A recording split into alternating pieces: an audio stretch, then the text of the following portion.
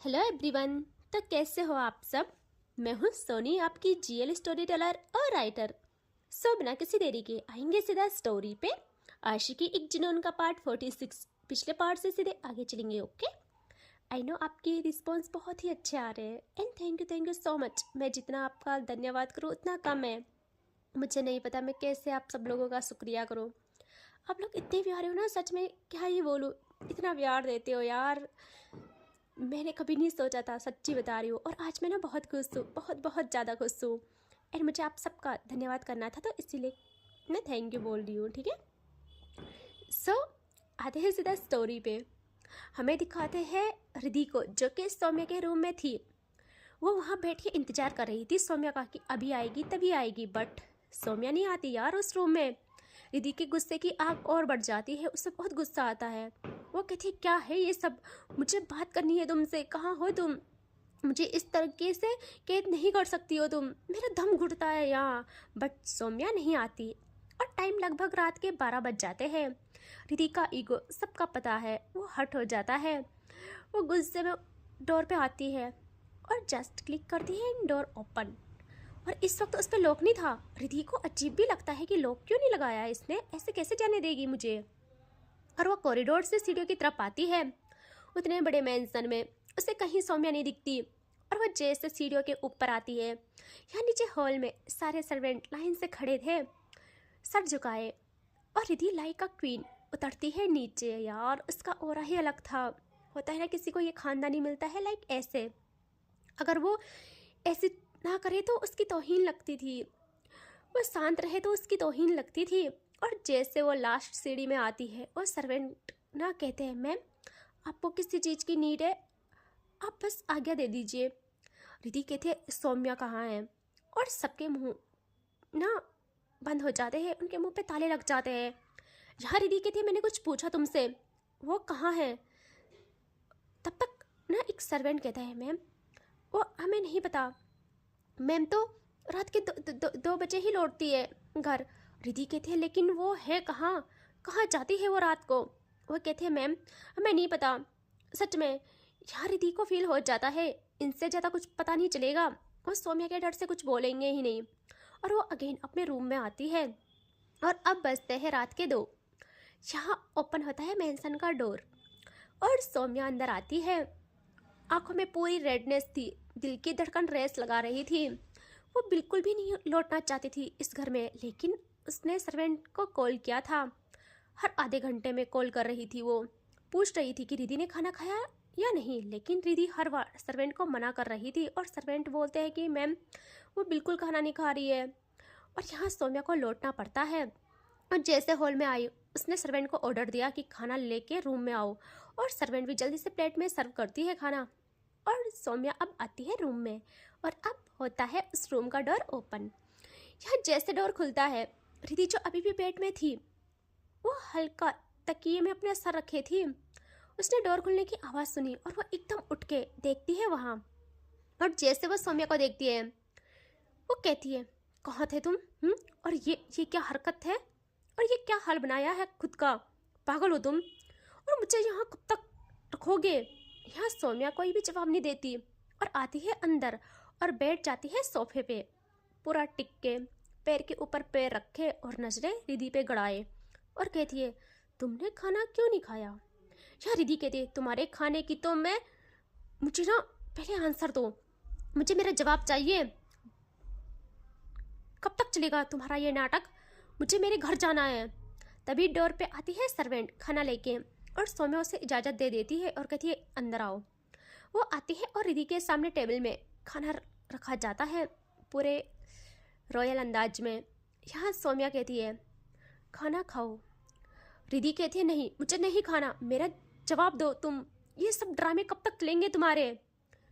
और मुझे धोखा देने की बात कर रहे थे ना, मुझे तो ऐसे बोल रहे थे कि मैंने धोखा दिया तुम्हें, और खुद क्या किया तुमने, मुझसे सारी चीज़ें छुपाई। यहाँ सौम्या गहरी सांस लेती है और इतना तेज चिल्लाती है कि वो सर्वेंट डर जाते हैं। बट शेरनी नहीं, उसकी आंखों में एक भी पल डर नहीं दिखता, बल्कि आग और बढ़ जाती है। यहाँ सौम्या चिल्ला के कहती आवाज़ धीमी कर अपनी, समझी, और मैं बोल रही हूँ ना चुपचाप खाना खाओ तो खाओ, और तुम्हारा कोई अधिकार नहीं बनता मुझसे सवाल जवाब करने का। तुम ये हक खो चुकी हो। तुम ये समझ लो, तुम एक चिड़िया हो जो कि अब इस सोने के पिंजरे में कैद है ताउम्र के लिए। अब तुम सिर्फ मेरे इशारों पे चलोगी, सिर्फ सौम्या के इशारों पे। तुम्हारी सांसें भी मेरी इजाज़त के बगैर नहीं चल सकती। रिधि को गुस्सा आता है। वो कहती है, मैं तुम्हारी कैद में रहने वाली चिड़िया नहीं हूँ, समझी तुम? मैं वो हूँ जो लाखों को सिर्फ एक इशारे में अपनी कैद कर लूँ। सोचना भी मत मुझे कंट्रोल करने का। मानती हूँ तुम्हारे लिए तड़पी हूँ मैं इतने सालों तक, लेकिन बोला है मैंने ये चीज़ कि मैं जितना परेशान रहूँगी तुम्हारे सांसों को उतना ही तकलीफ दूंगी। यहाँ सौम्या अजीब हंसी हंसती है और कहती है, डन, तेवर पसंद आए मुझे तुम्हारे। चलो आज एक गेम स्टार्ट करते हैं। बहुत शौक है ना तुम्हें गेम खेलने का, तो आज मेरी बारी है। चलो एक गेम स्टार्ट करते हैं। आज से अभी से गेम स्टार्ट, जहाँ मेरी नफरत तुम्हारा जीना मुश्किल कर दे और तुम्हारा ईगो मेरा जीना मुश्किल कर दे। ओके, देखते हैं कौन जीतता है। कौन जल्दी टूट पड़ता है। एंड अब खाना खाओ। और वह सर्वेंट को इशारे करती है और रिधि एकदम खाने को ना फेंक डालती है गुस्से में। यहाँ सौम्या की आंखें बंद हो जाती है पल भर के लिए, जब प्लेट जमीन पे चकनाचूर होती है और बिखर जाती है। और सौम्या गहरी सांस लेती है और एकदम देखती है सर्वेंट को, जो बेचारी डरी सहमी बस खड़ी थी। और वो उससे कहती है, इसे क्लीन करो और जाओ यहाँ से। खाने को भी ले जाओ, जिससे नहीं खाना तो ना खाए। जब भूख बदन तोड़ने लगेगा तो अपने आप खाना खाया जाएगा। ओके। और रिधि की आंखों में ना इतना गुस्सा भर आता ना उसकी ऐसे हरकतों पे। यहाँ वो जल्दी से क्लीन करती है सर्वेंट और वहाँ से चली जाती है। और यहाँ रिधि अभी भी बेड में ही थी और सौम्या सोफे में टिक जाती है और बस रिधि को देखती रह जाती है। रिधि जब उससे नजरें फेर लेती है और उसकी नजरें ना रिधि को खुद पे बर्दाश्त नहीं होती। वो कहती है, निकलो यहाँ से, मुझे सोना है अब। सौम्या कहती है, ये मेरा रूम है, मैं यहीं रहूँगी। रिधि कहती है, तो मरो यहीं पे। और वो सो लेती है बेड में। यहाँ सौम्या सोचती है कि इसे इतनी आसानी से नींद आ जाए क्या? इसे इतनी आसानी से सोने दूंगी मैं कैसे? वो जल्दी उठ जाती है और कबर्ड की साइड आती है, वहाँ से बोतल लेती है और ग्लास भी, एंड आती है अगेन सोफे पे बैठ जाती है और उनको वहाँ टेबल में रखती है। और अब कहती है, उठो जल्दी, मैं तुमसे बात कर रही हूँ रिधि, उठो जल्दी। और रिधि शॉक्ड। यहाँ सौम्या कहती है, मैंने कुछ बोला है, उठो जल्दी वरना। रिधि जल्दी से उठ के देखती है उसे और कहती है, बको, क्या बकना है तुम्हें? और ये क्या हरकत है? ये जंगलीपना फिर शुरू हो गया तुम्हारा। यहाँ सौम्या कहती है, फालतू बकवास मत करो एंड इधर आओ और मुझे ये पिलाओ। रिधि कहती है, व्हाट आर यू मेड? और तुम्हें लगता है मैं ये करूँगी? देखो औकात में रहो, ठीक है? मैं तुम्हारे पागलपन झेल रही हूँ, इसका मतलब ये नहीं कुछ भी करवाओगी मुझसे। 2 बज रहे हैं रात के और तुम्हारा ये जंगलीपना चल रहा है। यह सौम्या पूरा सोफे पे हाथ फैला लेती है और कहती है, मैंने कहा आओ और इस गिलास में डाल के मुझे पिलाओ। अगर तुमने नहीं पिलाया तो मैं तुम्हारे बाप के हर एक शेयर्स खरीद के उससे सड़क पे ला दूंगी। और शायद तुम्हें पता नहीं है, आज भी मैं यही करने गई थी वहाँ, और करने क्या, मैं कर चुकी हूँ। रिधि को ना उसकी हरकतें अब चुप रही थी, उसे इतना गुस्सा आता है। वो कहती है, मुझे अपनी चॉइस से नफरत करने पे मजबूर मत करो। जितने मैंने इतने सालों से आंसू बहाए हैं उन सब से नफरत करने पे मुझे मजबूर मत करो। सौम्या कहती है, नफरत? अरे तुम्हारी चॉइस को मैं श्राप में बदलूंगी, देखना तुम। रिधि कहती है, कुछ तो शर्म करो, अपने कर्मों को देखो, भगवान तुम्हें माफ नहीं करेंगे और भगवान तो बाद में सजा देंगे, पहले मैं तुम्हें नर्क के दर्शन करवा दूंगी। अगर नहीं करवाई तो मेरा नाम रिधि नहीं। यहाँ सौम्या मानो सुन ही ना रही हो। वह कहती है, बस 5 तक काउंट करूंगी और दूसरे ही पल, समझ रही हो ना तुम? और रिधि एकदम उठ जाती है और सौम्या के होठों पे स्माइल आ जाती है, लाइक ऐसे कि आहा आ गई ना। और रिधि उसके पास आके एकदम बोतल उठाती है और ग्लास में क्यों ही डालती वो सौम्या के नज़दीक आके 22 सेकंड के हिसाब से सौम्या का जॉ पकड़ती है टाइट रफली, और वो कुछ समझ पाती दूसरे ही पल उसके मुंह में उड़ेल डालती है पूरा का पूरा। और सौम्या कहती है, क्या कर रही हो तुम? What the heck? पागल हो गई हो क्या? और वो पूरा सौम्या के मुंह में डाल के उस बोतल को उसका सारा उसके मुंह में डालती है और उसके गले से उसके कपड़ों पे घिर जाता है सारा का सारा। रिधि पूरी बोतल को ख़त्म कर दी है और अब पीछे होती है और सौम्या की आंखों में आग लग जाती है। यार रिधि कहते, यही तो चाहिए था तुम्हें, यही तो चाहिए था, पिलाना ही तो था ना, तो पिला लिया अपने अंदाज में, सब बराबर, बात खत्म। ये रौब वहाँ दिखाना जहाँ लोग इससे डरते हैं। मैं नहीं डरती तुम्हारे ऐसे बचकानी हरकतों से। और वो अगेन बेड में आ जाती है और सौम्या के अंदर एक और अजाब पड़ जाता है इस हरकत से। वो अपने हाथ से खुद को साफ करती है और गुस्से में उठती है और कहती है, इसका बदला तेरे बाप से लिया जाएगा, देखना तुम। और वो वहाँ से बाहर निकल जाती है गुस्से में और बहुत तेज डोर बंद कर डालती है। यार रिधि ना जैसे वो जाती है, रिधि ना पूरा टूट जाती है, तकिए को टाइट पकड़ के रोने लगती है। यार वो थी ऐसा कुछ भी सहन करने वाली नहीं थी वो, उसमें ये फीचर थे नहीं कि वो कुछ सहन करे, लेकिन उसका भी दिल था, वो भी इंसान थी। उसे सौम्या के इस बिहेवियर से बिल्कुल भी चैन नहीं पड़ता, उसे बुरा लगता है, उसे गुस्सा आता है और यहाँ उसके पास कोई नहीं था जिससे वो अपनी फीलिंग्स शेयर करे। वैसे भी उसे अपनी फीलिंग्स शेयर करना पसंद भी नहीं था। वो रोती थी, जो भी था सिर्फ अपने अंदर ही रखती थी और अकेले में ही भड़ास निकालती थी। वो खुद से कहती है, क्या क्या मैं इसी इंसान का इंतजार 5 सालों से कर रही थी? ना उसकी आंखों में प्यार है, ना दया, ना रहम और ना ही शर्म है। एक जानवर है वो, एक जानवर। और इतनी तुम गिर सकती हो मैंने सोचा नहीं था। और वो पूरी तरह टूट जाती है। और अब होती है सुबह, जैसे तैसे दीदी की नींद खुलती है और उसे ना सच में भूख लग गई थी। वो शावर लेती है और उसके लिए खाना आया जाता है, सारी उसकी फेवरेट चीज़ें थी। और अब इस कदर सौम्या उसे उस रूम में कैद रखती है कि हॉल तक आने तक का इजाज़त नहीं देती, हॉल तक आने नहीं देती, डोर ही नहीं खुलता उसका, और फ़ोन लाइन वो भी कट कर देती है सौम्या। यार क्या था ये? यहाँ एक हफ्ता बीत जाता है और उस रूम में सौम्या आती तक नहीं। रिधि के लिए सर्वेंट आते, उसका हर एक चीज़ का ख्याल रखा जाता, उसके इशारे पे सब होता, लेकिन बस उसे आज़ादी नहीं मिलती। वो सच में एक सोने के पिंजरे में कैद हो गई थी, सिर्फ वो बालकनी उसका सहारा बन गई थी। वो सौम्या के पूरे रूम को तहस नहस कर डालते जब उसे गुस्सा आता, और दूसरे ही पल सर्वेंट वहाँ आते और क्लीन करते। रिधि फिर बिखेर देती, मानो रिधि को कोई देख रहा हो सीसीटीवी लगा के। ऐसा था जैसे वो ऐसे हरकतें करती थी, तुरंत सर्वेंट आते थे और वहाँ क्लीन कर डालते थे। और रिधि गुस्से में कहती है सबको, उसको मेरे सामने लाओ, मैं उसको मार डालूंगी अपने ही हाथों से और खुद भी मर जाऊंगी, किस्सा ही खत्म। लेकिन सौम्या की आवाज़ तक नहीं सुनने को मिलती उसे, क्योंकि वो वहाँ आती ही नहीं। और यहाँ अब 8वां दिन था, रिधि बालकनी में थी। सुबह वो देखती है वहाँ उस मेंशन में एक से बढ़कर एक लग्जरी कार इंटर कर रही है। और रिधि को ऐसा नहीं था कि ये सब कुछ नया लगे, उसके पापा इतने बड़ी हस्ती थे, वो तो उन लोगों को भी पहचान जाती है जो वहाँ आ रहे थे, क्योंकि उनके घर भी ऐसी गैदरिंग होती रहती थी। रिधि कुछ समझती, रिधि का डोर ओपन होता है और यहाँ रिधि मुड़ती है पीछे, और वहाँ थी एक सर्वेंट और उसके हाथों में थी एक इतनी प्यारी ब्रांडेड ड्रेस की क्या बोलूँ।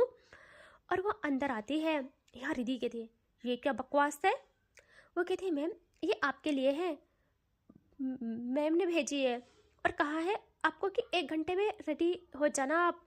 रिधि कहते, जिसने ये भेजा है ना, जाके उसके मुंह पे मार के आओ इसे, और उससे कहो कि है अगर उसमें हिम्मत, अगर वो अपने बाप है तो मुझे ये ड्रेस पहनाने पे मजबूर करके दिखाए, ठीक है?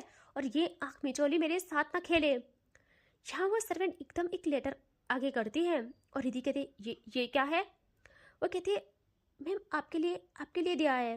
रिधि उससे लेती है और पढ़ती है और उसमें लिखा था, मुझे पता था तुम इतनी आसानी से नहीं मानोगी और मैं कुछ भी कर लूँ तुम मानोगी ही नहीं, मुझे पता था, लेकिन अब शायद तुम मान जाओ।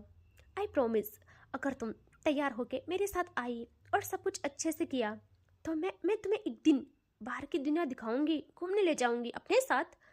आज मेरी लाइफ में खुशी का दिन है, सो मैं नहीं चाहती कोई ड्रामा हो, और तुम्हारे बिन तो ये सेलिब्रेशन अधूरा है। केक कट तुम्हारी यादों से होगा, देखना तुम।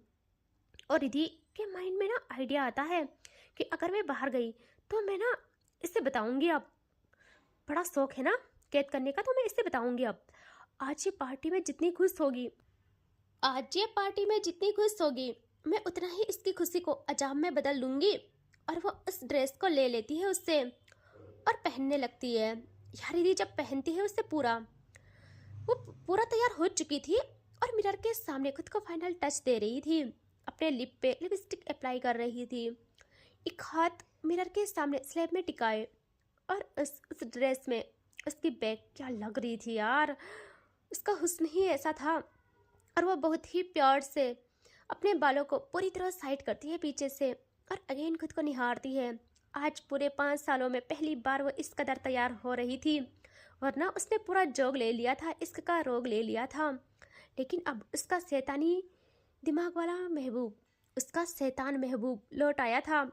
तो हुस्न की मलिका को उसकी सांसों का रिदम बिगाड़ना तो बनता है। उससे आज सौम्या की रूह सुलगानी थी, उसकी ईगो की दीवार पे अपने हुस्न की चोट देनी थी, इस कदर की उसकी ईगो की दीवार चकनाचूर हो जाए। वो सौम्या की इस हरकतों का बदला लेना बखूबी जानती थी। वो पूरे अच्छे से तैयार होती है और खुद को निहारते हुए कहती है, मैं जहर हूँ, जिसके नज़र में उतरूंगी उनकी सांसें छीन लूंगी। और सौम्या तुमको तो मैं बताती हूँ कैद किससे कहते हैं। और उसी पल धीरे धीरे डोर ओपन होता है और वहाँ थी सौम्या। वहाँ सौम्या थी जो रिधि को लेने आई थी। और जैसे वो रिधि को देखती है यार, उसके पैर वही जम जाते हैं और हाथ डोर के हैंडल पे ही जम जाते हैं। रिधि का तराशा हुस्न उसके सामने था और उसकी आंखें अपनी हदें भूल जाती है, हर एक चीज़ एक्सप्लोर करती है वो अपनी आंखों से। जो शायर जो उसके इश्क के साथ ही मर चुका था, आज वो जिंदा हो जाता है और खुद के मन में ही लफ्ज़ बुनना स्टार्ट करता है, नजरें स्टिल रिधि पे। और वो अल्फाज कुछ यूँ थे कि सौम्या कह रही थी रिधि के लिए कि वो शीशे के सामने खड़ी है, डार्क मरून ड्रेस उसके जिस्म पे ऐसे लपटी हुई जैसे खून की रात ने उससे पहन लिया हो। उसकी खुली पीठ, हर कर्व एक खामोश धमकी जैसा था। देखो पर छू नहीं सकते। उसके बाल गीले और लंबे, जैसे किसी ने अंधेरे को उसकी गर्दन पे गिरा दिया हो। उसकी अदा मासूम नहीं थी, वो जानती थी कि वो जहर है और लोग जहर को भी इश्क समझ के पी जाते हैं। मिरर में वो खुद को देख रही थी, पर मुझे लगा जैसे वो मेरी कमजोरी को पढ़ रही हो। उसे पता हो मेरी कमजोरी उसका हुस्न है। मेरा जो अंदर का शैतान है मुस्कुरा रहा था, ये हुस्न नहीं, ये एक जाल है, ये बता रहा था। जो इसमें फंसे वो जिंदा रहकर भी गुलाम बन जाता है। अगर मैं सनकी ना होती तो मैं दुनिया को बताती कि जन्नत और जहन्नुम एक ही चेहरा रखते हैं, वो है रिधि। पर मैं अपनी सांस को कैद कर लेती हूँ। नहीं, मैं नहीं पिघलूंगी। पिघलने वाले लोग प्यार करते हैं और अब मैं प्यार नहीं करती, मुझे नफरत है प्यार से। मैं लोगों को तोड़ती हूँ, सिर्फ उनकी सांसें छीनती हूँ, उनके इश्क को अपनी उंगलियों पे नचाती हूँ। रिधि का हुस्न मेरा हो सकता है, पर मैं उसकी गुलाम नहीं बनूंगी दोबारा। मैं उसकी रात हूँ जो धीरे धीरे अंधेरा बना देगी दोनों की जिंदगी को। उसका हुस्न दुआ नहीं, लानत है। जो देखे वो अपनी रूह हार जाए, ये उसकी आदत है। लोग उससे पाने की दुआ मांगते हैं और मैं उससे अपनी जिद बना चुकी हूँ, क्योंकि जो मेरी जिद बने वो सिर्फ मेरा ही रहे या फिर किसी का भी नहीं। और अब उसके कदम आगे बढ़ते हैं धीरे धीरे।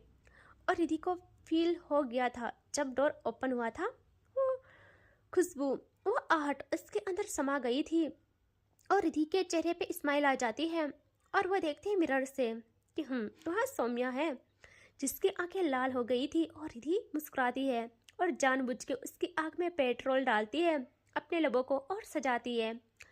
यहाँ सौम्या एकदम उसके बिल्कुल पीछे आके उसको उसकी कमर से ग्रैब कर डालती है रफली, और उसकी नेक पे अपनी सांसें छोड़ती है और दूसरे ही पल रफली उसे पलटाती है अपनी ओर और रिद्धि कहती है, क्या बदतमीजी है ये, इतने दिन बाद अपना मुंह दिखाया है तुमने और ऊपर से ये ड्रामे तुम्हारे। छोड़ो मुझे, मुझे इस कदर छूने की सोचना भी मत, जला दूंगी तुम्हारे हाथ को। सौम्या कहती है, क्यों, ये पहली बार तो नहीं है, मैंने तो तुम्हारा।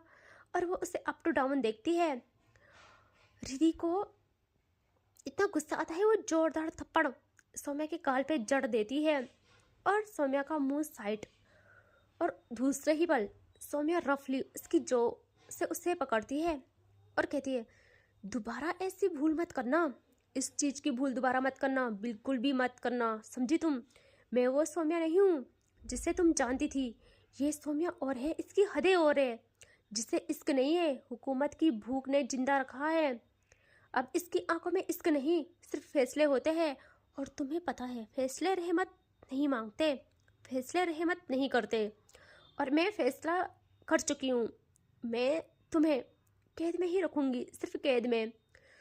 तुम सिर्फ मेरे इशारों पे चलोगी, तुम्हारी सांसें मेरी इशारे पे चलेंगी, समझी तुम। रिद्धि कहाँ डरती यार, वो उसको उसके कॉलर से पकड़ती है और कहती है, ठीक है कर ले, मैं भी देखती हूँ, जो हिम्मत बनती है तुम्हारी कर ले, बड़ी हुकूमत आती है ना तुम्हें, बड़े बड़े राजाओं को रंग बना डालती हूँ मैं, और ये तुम भली भांति जानते हो, और मुझे छूने की भूल मत करना, दूर हटो मुझसे। और वह सौम्या को पुश करती है रफली खुद से दूर और कहती है, अच्छा हुआ तुम इतने दिन अपना ये बकवास सा चेहरा मेरे पास नहीं लाए, मुझे सुकून था अब तक, और अब तुम्हारा चेहरा देख लिया मेरा दिन खराब जाएगा। सौम्या एकदम उसका हाथ पकड़ती है और उससे बाहर ले जाते जाते कहती है, दिन खराब जाना किससे कहते हैं, अब मैं तुम्हें बताऊंगी। और वह रिद्धि को कॉरिडोर से ले आने लगती है, लेकिन जैसे जैसे वो रूम से बाहर आती है एकदम पूरी तरह चेंज हो जाती है। रिद्धि का हाथ पकड़ के एकदम अपने बाजू पे रखवा लेती है, लाइक कि इसे होल्ड करो, और बी अ जेंटल, प्यार से, बहुत प्यार से, रॉयल तरीके से एंट्री लेती है, पार्टी में आने लगती है। और रिद्धि शॉक्ड कि इससे क्या हुआ, सेकंड के हिसाब से चेंज हो रही है। यहाँ सौम्या चेहरे पे स्माइल सजाती है और कहती है, नीचे आज पार्टी है, बड़े बड़े बिजनेस टाइकॉन आएंगे, मैंने कुछ किया है, उसी की सेलिब्रेशन पार्टी है ये, तुम चाहती हो सब ठीक रहे तो अच्छे से सबसे बात करना, ओके, ना भी करो चलेगा। और ये दोनों आज जाते हैं सीढ़ियों के ऊपर और बहुत प्यार से नीचे उतरने लगते हैं। दोनों क्या लग रहे थे यार, बिल्कुल रॉयल एंट्री लेती है यार ये दोनों, जैसे सबका ध्यान इन पे जाता है, भाई सब सॉफ्ट रह जाते हैं, जो जो इन्हें देखता है बस देखता रह जाता है, मेड फॉर ईच अदर। यार पूरा रौब दोनों की आंखों में छा रहा था, उनकी चाल ऐसी थी कि एक शेर और एक शेरनी, जिनकी निगाहें ना सबको, सबके दिलों पे वार कर रही थी। दोनों जैसे नीचे आते हैं, सब लोग वहाँ इनके पास आते हैं, सब इनसे बात करना चाहते थे, लेकिन सौम्या एंड रिद्धि दोनों का एटीट्यूड एक जैसा था। सब इन्हें ऐसे ही कहते हैं कि एक आग है तो दूसरा पेट्रोल, कोई किसी को कुछ समझ ही नहीं रहा था वहाँ। पता नहीं सौम्या ने क्यों ही यह पार्टी रखी थी, कुछ तो सोच रही थी वो। और यहाँ रिद्धि को उसकी पार्टी से बिल्कुल फर्क नहीं पड़ता था, कोई भला माने बुरा माने, वो तो किसी से देख भी नहीं रही थी, किसी से बात भी नहीं कर रही थी। सब सौम्या से मिलना चाहते थे, उससे बात करना चाहते थे, क्योंकि ये उसकी मतलब उसकी लाइफ की पहली पार्टी थी ऐसी उसने दी, पता नहीं क्यों दी उसने आज। और ना तभी एक सबसे जो वहाँ थोड़ा सा था अच्छा खासा, वो आता है इनके पास और ना सौम्या की तरफ हैंडशेक करने के लिए हाथ करता है, बट सौम्या कहाँ करती है, सौम्या तो अपने जेब से हाथ ही नहीं हटाती, और एक हाथ उसका रिद्धि की कमर पे था और उसकी ना इंसल्ट हो जाती है, बट वो थोड़ा सा फिर भी अपनी इंसल्ट करवाना चाहता है एंड रिद्धि की तरफ हाथ करता है आगे। और दूसरे ही पल सौम्या रिद्धि की कमर में हाथ डाल के उससे और करीब करती है, थोड़ा होता है ना और करीब, और उस लड़के को बस एक लुक देती है, बस एक लुक, और वह समझ जाता है। वो कहता है कोई बात नहीं, इट्स ओके, कोई बात नहीं, ठीक है, सब ठीक है। और वो वहाँ से चला जाता है। यहाँ आज ना सबकी नजरें इन दोनों पे थी, सिर्फ इन दोनों पे। रिद्धि से बात करने के लिए तो यार सब मरे जा रहे थे, सौम्या का सबको पता था वो कैसी है, ओके। लेकिन जैसे रिद्धि पे नजर जाती है ना सबकी, यार वह थी ऐसी, उसकी आंखों में वो रोयलपना, खानदानी था। और जो वो सबको पैरों के तले रौंदने वाली लड़की थी, यार वो थी कुछ अलग। सब उससे बात करना चाहते थे। होता है ना, कई इंसानों में ऐसी पावर रहती है कि सब उससे अट्रैक्ट होते हैं बस एक नज़र देखने से भर से ही। तो वो ऐसी थी, पता नहीं कैसे वो सबको अट्रैक्ट करती थी अपनी तरफ। सब उससे बात करना चाहते थे, लेकिन फिर वही आता है ना, दोनों पे वही घमंड, किसी को मुंह ना लगाना, ऐसे थे दोनों के दोनों। और इसके आगे देखेंगे नेक्स्ट पार्ट में, ठीक है। Take care, bye bye.